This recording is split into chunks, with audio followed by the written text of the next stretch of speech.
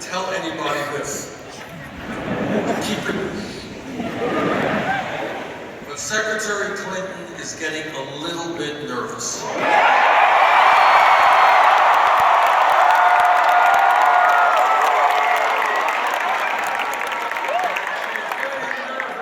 Because we've won 7 out of the last 8 caucuses.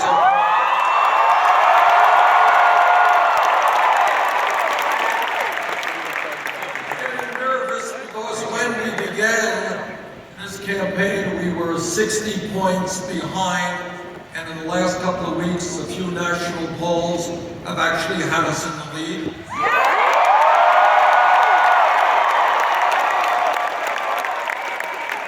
She's getting nervous because Democratic voters know that in virtually every national matchup general election poll, we beat Donald Trump by wider numbers than she does.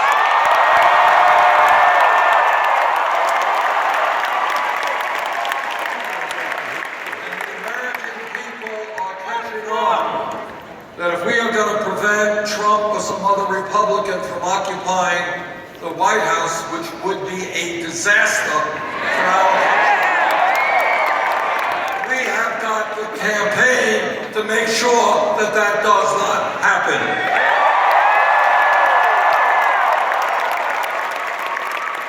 This is the campaign that has the energy, that has the enthusiasm, and that in November will create the kind of voter turnout that will not only allow us to retain the White House, but will regain the U.S. Senate, will do better in the House.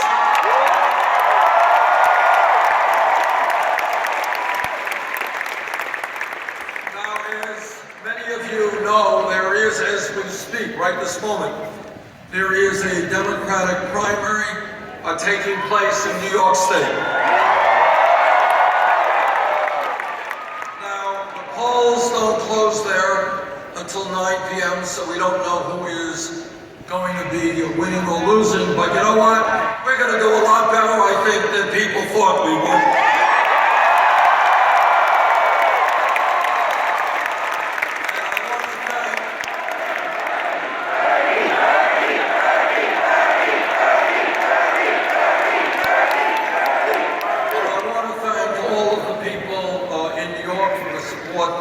That they are giving us today. But I do want to say something.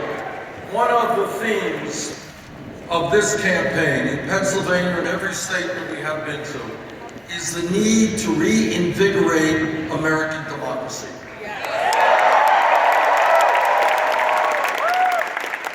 Right now in America, we have one of the lowest voter turnout rates of any major country on earth. And I want us to change that. I want to see more of our people actively involved in the political process, regardless of their views.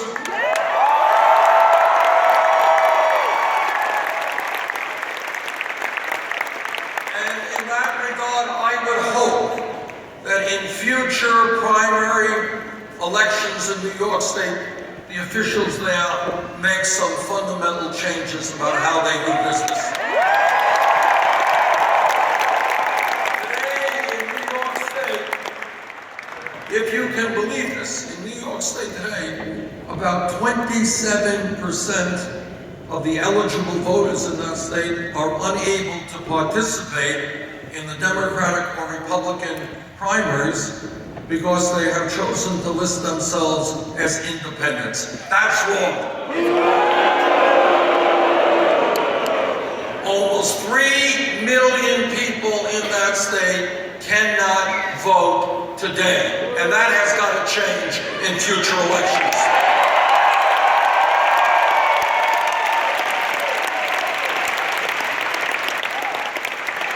It is absurd that in Brooklyn, New York, where I was born,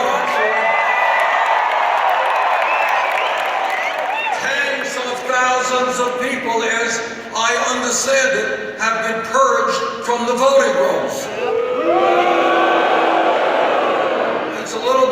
crazy that in upstate New York, they opened the polls at 12 noon.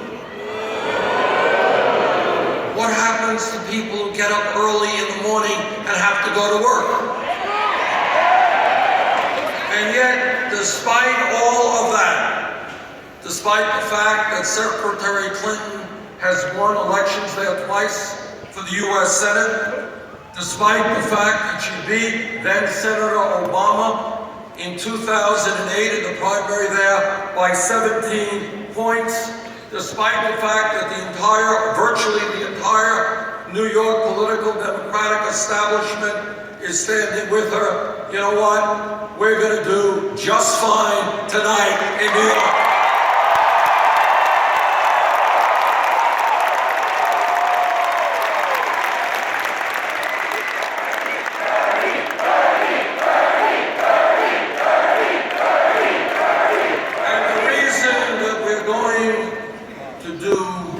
As well as we will, is because we're doing something pretty radical in contemporary American politics. We are telling the truth.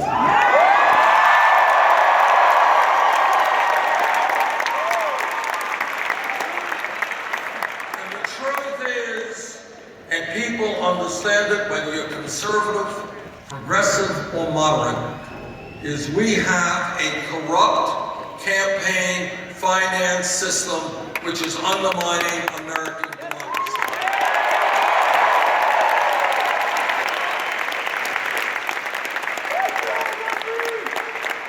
Democracy is not a complicated process. It is one person, one vote, not billionaires and their super PACs buying elections.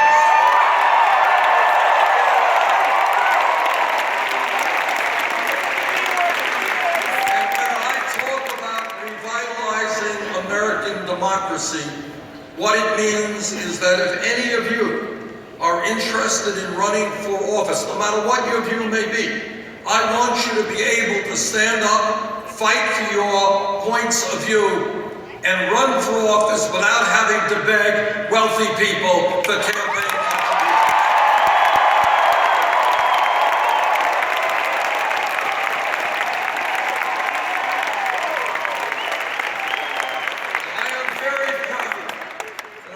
Talk about a political revolution and transforming America. We are already accomplishing that in terms of the way that our campaign is raising money. We are virtually the only campaign that does not have a super PAC.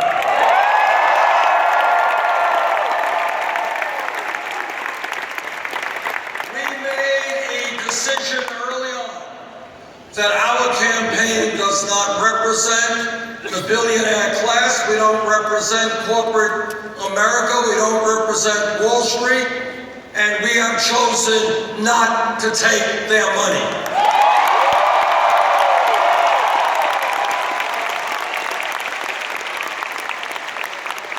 Instead, what we have done is something unprecedented in the history of this country. What we have done is reach out to the middle class and working families. And what we have said is, look, if you want a candidate who is prepared to stand up to the 1% who have so much impact over our economy and our political life, support us. We need your help.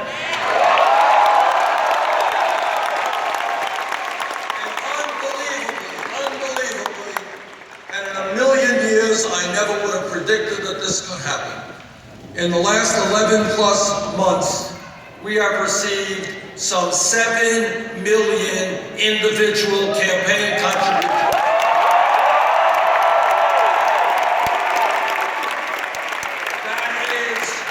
That is more campaign contributions than any candidate in the history of our country at this point in an election.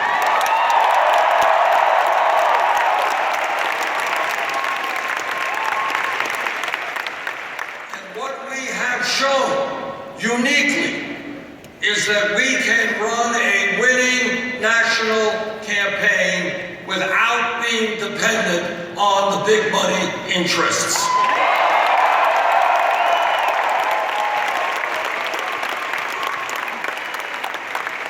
Anyone here know what the average campaign contribution is? That's right. That's absolutely right. $27. That's pretty good.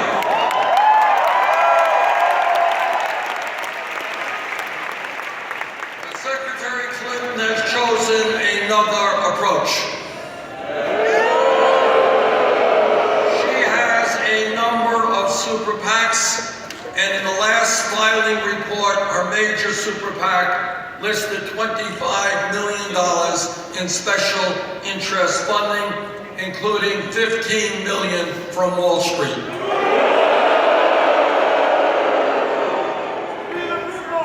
Now, in addition to that, as some of you may know, Secretary Clinton has given speeches behind closed doors to Wall Street firms for $225,000 a speech. Now, what I have said is if you're going to get paid $225,000 for a speech, must be a pretty good speech. Must be an earth-shattering speech. Must be a speech which sheds brand new light on the global crises that we face. Must be a speech written in Shakespearean prose.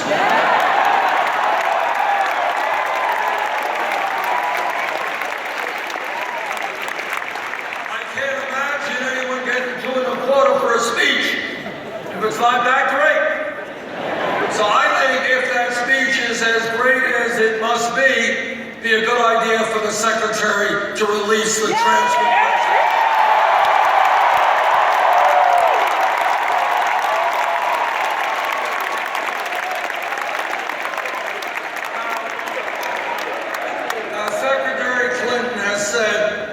She will release those transcripts if other people do the same. Right? Are you ready? Are you ready for a dramatic announcement? All right. This is an historical moment, so pay rapt attention. Tonight, I am announcing that I will release all of the transcripts of all of the speeches I have given to you.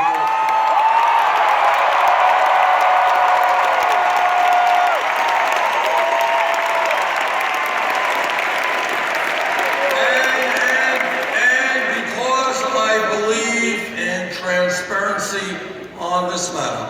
I am going to make all of those transcripts available to you right now. Are you ready? Here they come. You got them? That's it. No speeches, no transcripts, not for $225,000, not for $2. But I am keeping my cell phone on because I am waiting for that call from JP Morgan Chase or Goldman Sachs saying, Bernie, we want you to give a speech to Wall Street. Now, I don't need $200,000, I don't need $2, but I would like to speak to Wall Street. I will tell you why.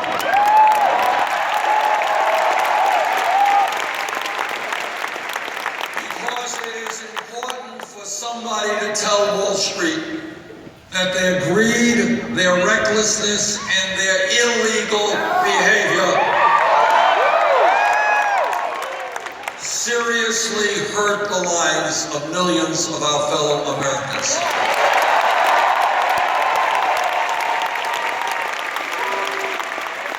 As a result of their actions, their illegal actions, millions of Americans lost their jobs, their homes, and their life savings, and many of those people have yet to recover. Now, the other point that I would like to make to Wall Street is when Congress, against my vote, bailed them out, when Congress bailed them out because the major banks were too big to fail, turns out that 3 out of the 4 largest banks today are bigger now than they were when we bailed them out because they were too big to fail. Turns out that 5 major banks could not recently pass what's called a living will process, telling us how they would break themselves up in the event of a financial crisis for those banks. Turns out also that in the last week or two, Goldman Sachs, one of the large financial institutions on Wall Street, reached a $5 billion settlement with the United States government. You know why they reached that settlement? Because they acknowledged that they were selling worthless packages of subprime mortgage loans. And they, of course, were not the only bank. Other major banks reached even larger settlements. So point number 1, I want you to think about this as we think outside of the box. Wall Street is the most powerful entity in the United States of America. They have more economic and political power than any other entity in our country. And yet it turns out that the business model for the major financial institutions is fraud. And that is why when 3 out of 4 are larger than they were when we bailed them out because they were too big to fail, today we have got to break them up.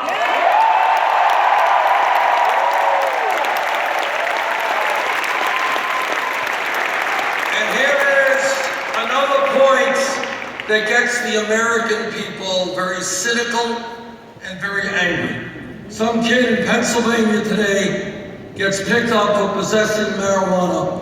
That kid will have a criminal record for his entire life.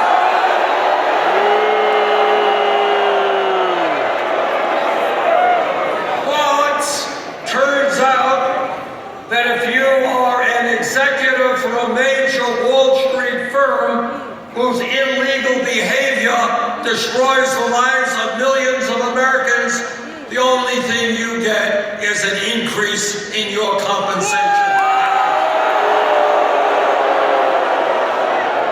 And that is why together we are going to bring justice back to a broken criminal justice.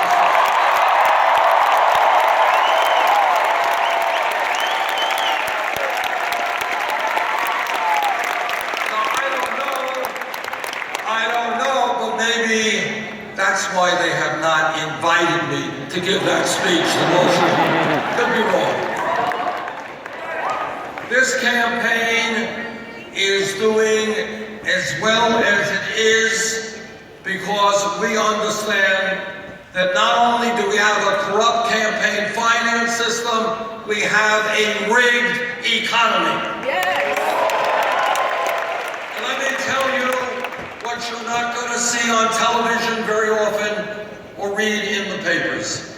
And that is, in America today, we have more income and wealth inequality than almost any major country on earth, and it is worse today than at any time since 1928.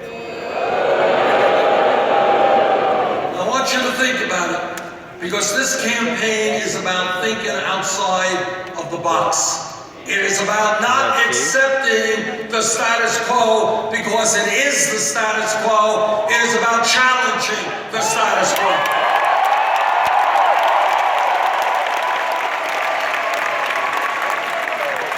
What this campaign is about is saying loudly and clearly that when the top 1/10 of 1%, not 1%, 1/10 of 1%, now owns almost as much wealth as the bottom 90%. That is not an economy that is moral, sustainable, or American.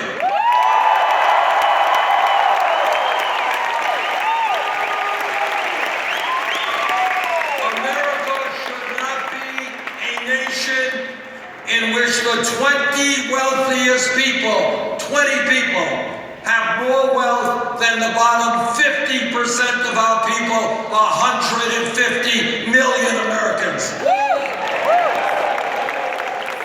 Let me explain what a rigged economy is about, because it's not just grotesque levels of income and wealth inequality.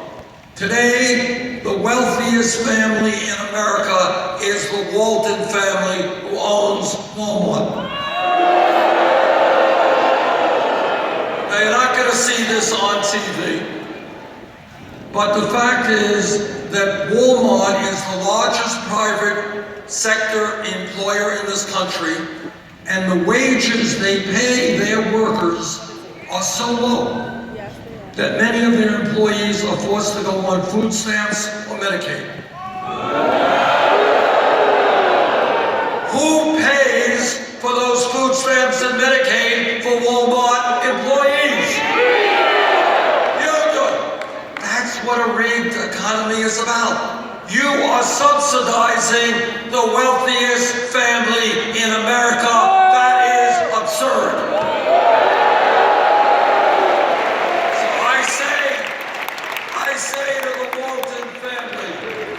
Get off of welfare, start paying your employees a living wage.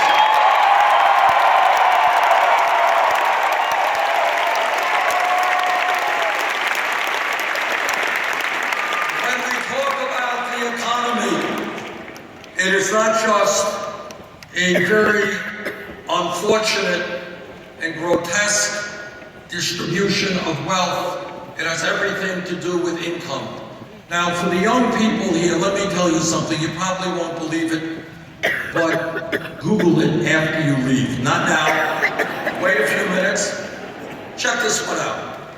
40 years ago, before all of the technology and all of the robotics and all of the cell phones and all of the global economy, guess what? 40 years ago, one person in a family, in those days, most often a man, could work 40 hours a week and bring in enough income to take care of the whole family. Now, I know you don't believe me, but it's true. Today, after an explosion of worker productivity, an explosion of technology, in almost all families, mom is working, dad's working, and the kids are working, and they have less disposable income than the one earner did 40 years ago. And in fact, let me give you some news that together we are going to have to address. All right, young people, you ready for this? All right, buckle up, because we're going to change it. But if we don't transform this economy, the young generation of today, for the first time in the modern history of America, will have a lower standard of living than your parents. In other words, unless we turn around this economy, which together we are looking at the end of the American dream, and we will not allow that to happen.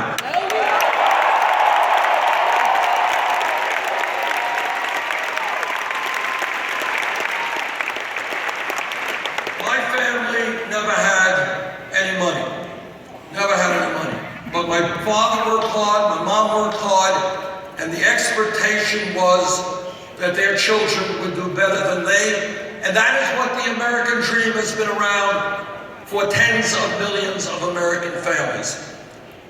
But right now, unless we transform our economy, your generation will not do better than your parents, and that is why we will transform this economy.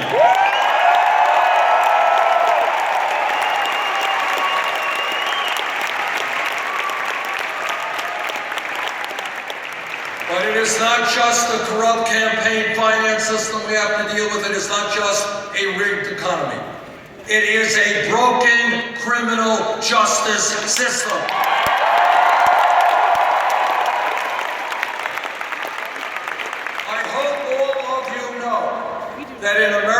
today, we have more people in jail than any other country on earth. 2.2 million people in jail. We're spending $80 billion a year locking them up. And that is why we need real reform in our criminal justice system.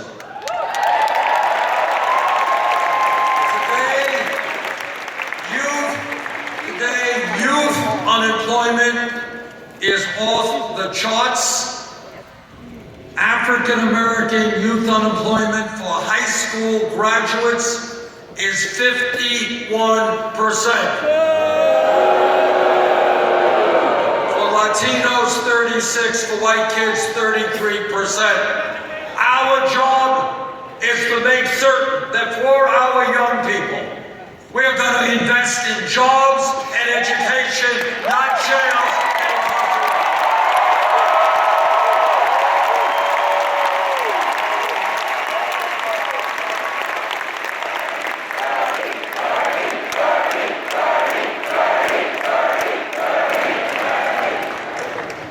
When we talk about criminal justice reform, we are talking about reforming local police departments all over this country. I was a mayor in Burlington, Vermont for 8 years. I worked with the police there, and I've worked with police all over this country. Vast majority of police officers are honest, hardworking, and have a very difficult job to do.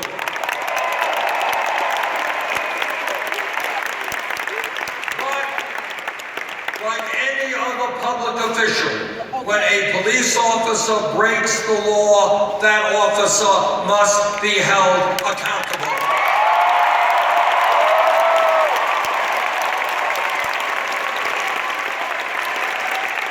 We need to demilitarize local police departments.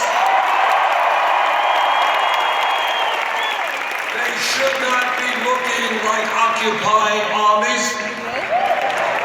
We need to make police departments reflect the diversity of the communities they serve.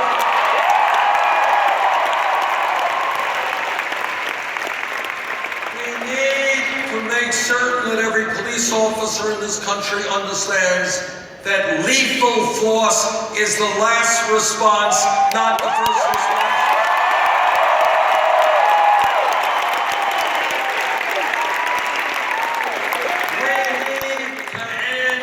Corporate ownership of prisons and detention centers.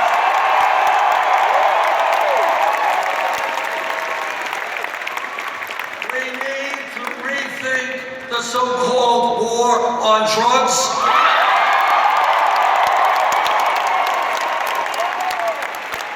In the last 30 years, millions of Americans have received police records as a result of possession of marijuana. And many lives have been destroyed as a result, and this becomes a racial issue because it turns out that the black community and the white community do marijuana at about equal rates, but blacks are 4 times more likely to be arrested.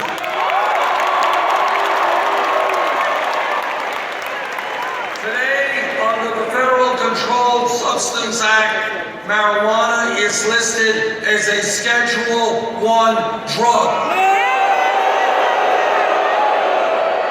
right alongside heroin. And that is why I believe we must take marijuana out of the federal control system.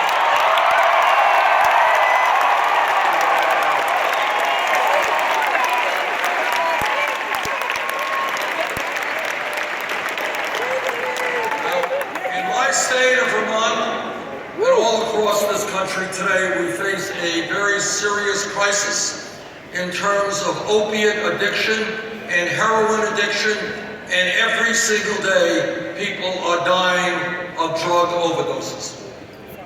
In my view, if we are going to be successful in addressing this issue, we need to understand that substance abuse and addiction is a health issue, not a criminal.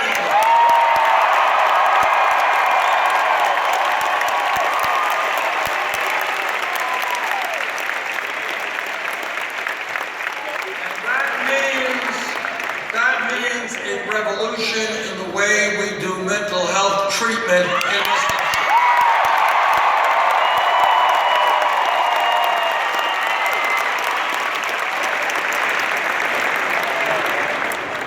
And what that means is we have got to make mental health treatment available to people when they need it, not 6 months.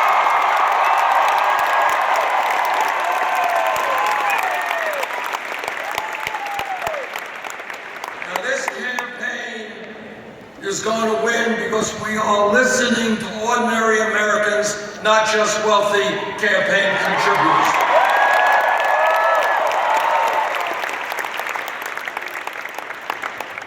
And what working people are telling me from one end of this country to the other is they can't make it on $8 or $9 an hour.